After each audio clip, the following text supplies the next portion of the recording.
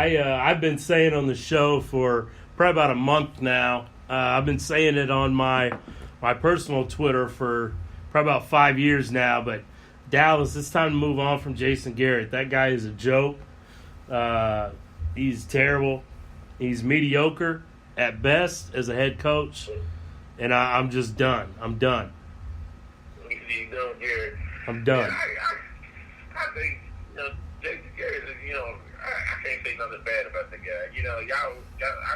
I was an intern on this guy.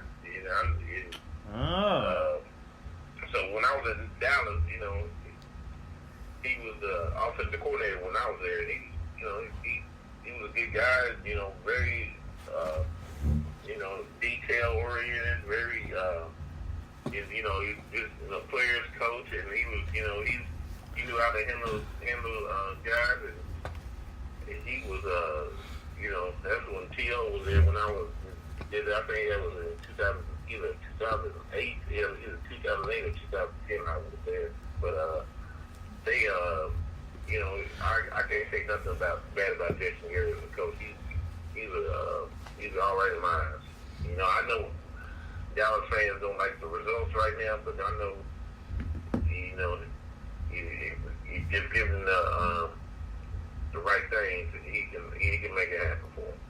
Oh, yeah. I mean, but I say that all to say this: Go Eagles! We got to smash them, and we can't let it turn around so that Jason Garrett and the Cowboys can revive their season with a win this weekend. We got to come in and step on them while they're down.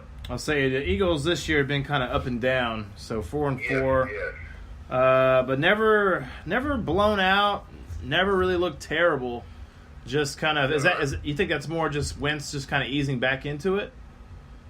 It could be Wentz, but what I was saying was Wentz. When we let Carolina come back from 20, score 21 points in the fourth quarter. Yeah, that kind of hurt right there. But that's why football is a team game. You can't just rely on offense. Can't rely on defense. You got to rely on all three phases. Get the game won. Well, nice thing is you guys are in the NFC East, and it may only take 9 wins to win the division there. Yeah, it seems like nobody wants it right now. Yeah, thank God that's the case. I appreciate that. Yeah, it's kind of but the thing is, once you make the playoffs, then it's all just up for grabs after that. Yep. Yeah, and we as we saw last year, that's what happened with Nick Foles when he got hot and caught fire and took us to the Super Bowl and won it. That's perfect timing too. He played. That's probably that's the best football he probably ever will play, and like you said, the guy getting hot at the right time. Yep. I mean, I'm sure from. Go ahead, I'm listening. I was just gonna say, I'm sure from your 22 years of coaching, like you have learned that those teams that can get hot at the right time, they might not necessarily be the best team all season, but you get in the tournament and you get hot, hey, that's all it takes, right? Yeah, that's all. Get that magic in the bottle and make it happen. And that's what happened. That's what happened with the Eagles, and to make it happen, and even look at baseball. Look what Boston Red Sox did. They got hot and made it happen. I'll tell you what, but Boston was crazy too, because Boston got hot in the middle of the season and they kept it all the way out. They almost set the record for most wins. I mean, almost did. They stayed hot all the way through the playoffs, and really they played really, really well in the World Series. The Royals did that maybe about 3 years ago. It was the same thing for the Royals. The Royals kind of got hot midway the year they won the World Series. They got hot middle of the season, or maybe a little even before that, and they kept it the whole way. Other teams, they'll peak during the season, and they get to the playoffs and they're flat. So it's kind of an interesting thing to watch when you see teams go up and down like that. So hopefully that's what the Eagles are doing. They're just saving it for the playoffs, right? I'm hoping we're saving it for the playoffs and we make the playoffs. You know what I'm saying? So that's what I'm hoping we do. Yeah, I definitely think they have as good a chance. I feel like that's a 2-team race between the Eagles and Washington. Alex Smith just left here in Kansas City, and everybody kind of I feel like Chiefs fans hated Alex Smith because they would get to the playoffs and maybe win a game and then lose because he didn't make the big throws.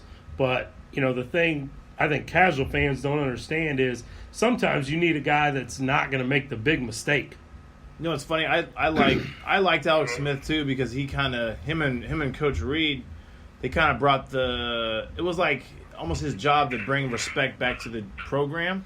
Mm-hmm. And now when he left, the morale of the thing's really high. Everything's really good. And so he takes off, and he brought us back to being respectable because Alex Smith is like that quarterback. He'll win you like 9-10 games. He won't throw picks.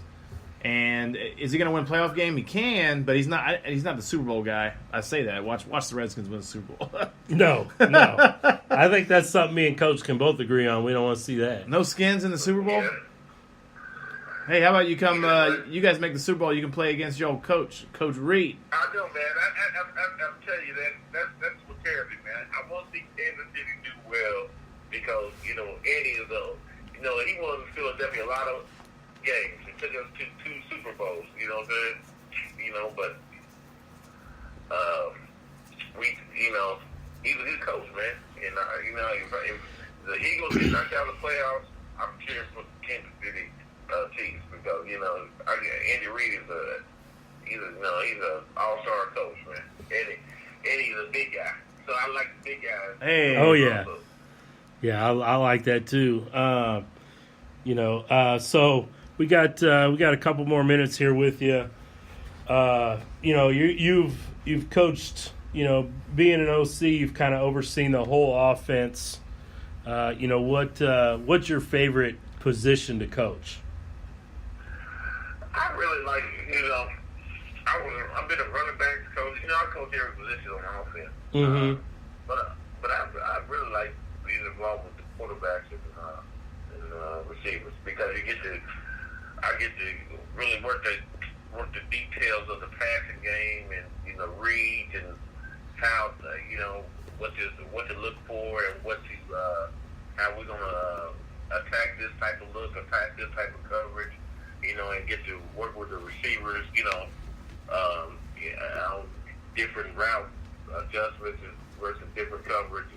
So that's the type of I'm really like to read work with quarterbacks because that way you're involved with the receivers, running backs, and the quarterbacks.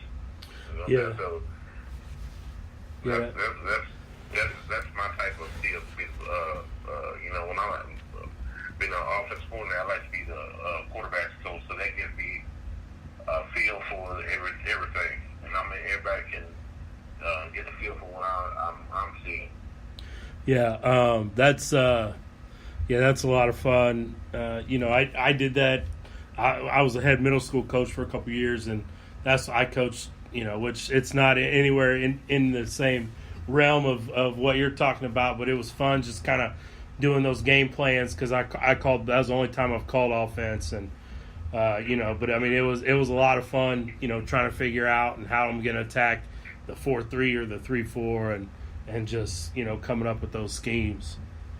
Which we weren't really throwing the ball. We were more of a run team. Being middle school, but it's still that's a lot of fun. It is.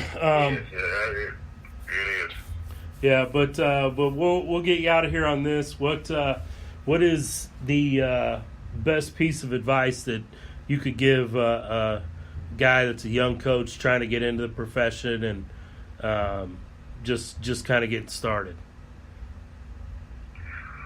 Perseverance. You got to be persistent. You got to persevere. And you don't have to be persistent. I'm a guy. You look at me. I'm a guy with 22 years of coaching experience. Got 2 master's degrees. I did 5 interviews last year and then landed. Then landed a job. Now, does that say that I'm not a good coach? No, I just wasn't the right fit for that program. So you got to stay persistent and still go after those jobs, even if you get rejected for one. because you're going to be the right fit for one program, and you just got to find a program that's going to be the right fit for you.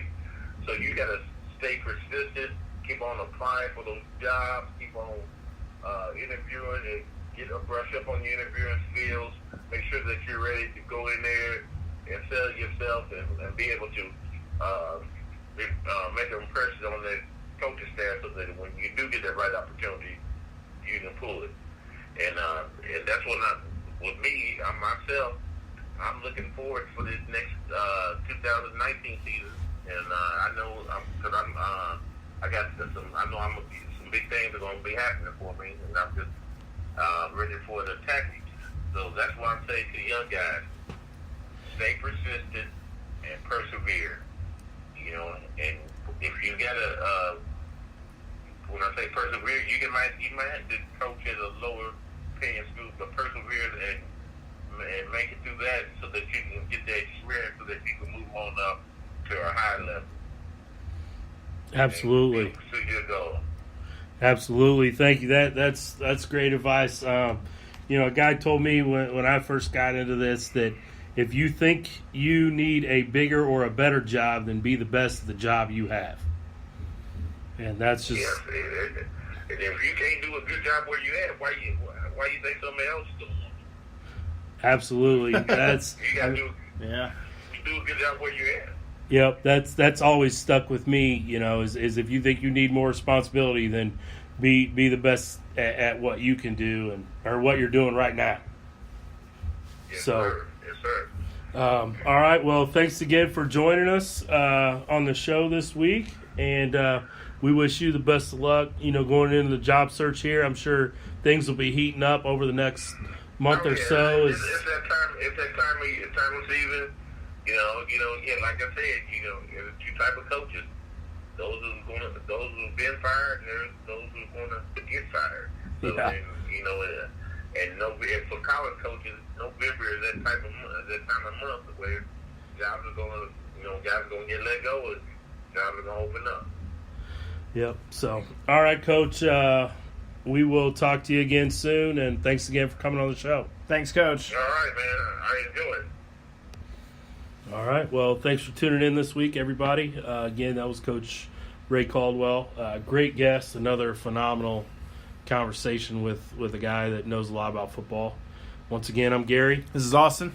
And we appreciate it. Just hit us up on any social media at Midwest Mikes, pretty much on all the social media platforms. So have a good week, and we'll talk to you soon.